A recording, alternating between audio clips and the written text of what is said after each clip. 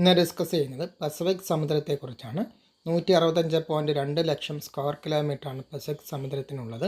ഏറ്റവും വലിയതും ആഴമേറിയതുമായ മഹാസമുദ്രമാണ് പസഫിക് സമുദ്രം.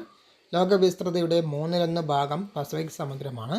പസഫിക് സമുദ്രം അറിയപ്പെടുന്നത് ശാന്തസമുദ്രം എന്നാണ്. അങ്ങനെ വിശേഷിപ്പിച്ചത് ഫെർഡിനാൻഡ് മെഗല്ലൻ ആണ്. പസഫിക് സമുദ്രത്തിൻ്റെ ആകൃതി ത്രികോണാകൃതിയാണ്. ലോകത്ത് ഏറ്റവും കൂടുതൽ മത്സ്യബന്ധനം നടക്കുന്നത് പസഫിക് സമുദ്രത്തിലാണ്. ഏറ്റവും അധികം ദ്വീപുകൾ സ്ഥിതി ചെയ്യുന്ന സമുദ്രമാണ്.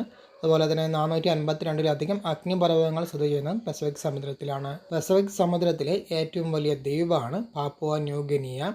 ഭൂമിയിലെ ഏറ്റവും ആഴമുള്ള ഭാഗമായ ചലഞ്ചർ ഗർത്തം സ്ഥിതി ചെയ്യുന്നത് പസഫിക് സമുദ്രത്തിലാണ്. പസഫിക് സമുദ്രത്തിലുണ്ടാകുന്ന കാലാവസ്ഥാ മാറ്റങ്ങളാണ് എൽനിനോ, ലാനിന എന്നിവ.